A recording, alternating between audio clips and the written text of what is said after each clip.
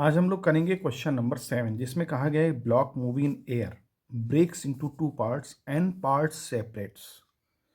तो कहता है the total momentum must be conserve, total kinetic energy must be conserve and total momentum must change, the total kinetic energy must change. तो देखिए, मान लीजिए कोई एक पार्टिकल है और वो ब्लॉक है और वो ब्लॉक का मास कैपिटल एम है और सपोज ये वी वेलोसिटी से मूव कर रहा है।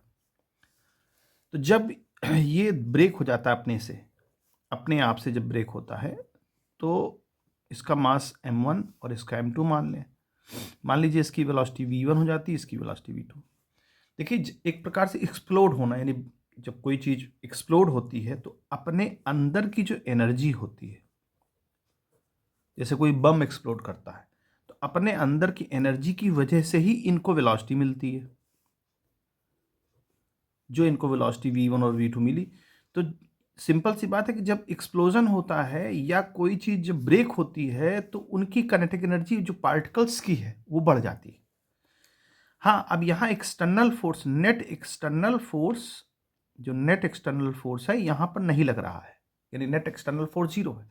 तो जब नेट एक्सटर्नल फोर्स जीरो है तो वहाँ मोमेंटम जो है क्या होगा, चेंज इन मोमेंटम जो है हमारा कंजर्व रहेगा। यानी इनिशियल मोमेंटम जो रहेगा ब्रेक होने के पहले और फाइनल मोमेंटम इन दोनों का वो आपस में इक्वल होगा। तो पहला ऑप्शन तो हमारा ए मिल जाता है कि total momentum must be conserve. तो ये पहला वाला हमारा सही होता है। नेक्स्ट बात करते हैं बी वाले की। तो बी वाला क्या कहता है कि total kinetic energy must be conserve. देखिए, total kinetic energy must be conserve ये कहना मुश्किल है। क्यों? क्योंकि हमारे जो ऐसी कोई लीगल प्रूफ नहीं है कि हम काइनेटिक एनर्जी को कंजर्व मान लें, है ना, ये हम कह नहीं सकते। तो क्योंकि काइनेटिक एनर्जी हमेशा बढ़ेगी। भाई मान लीजिए ब्रेक होगा तो जो इसके अंदर जो एनर्जी होगी, जो इसके अंदर के पार्टिकल जो एक दूसरे से बंधे होंगे किसी न किसी फोर्स से, किसी एनर्जी से, वो जब ब्रेक होंगे तो उनकी काइनेटिक एनर्जी स्पीड चेंज हो जाएगी, यानी कि बढ़ेगी।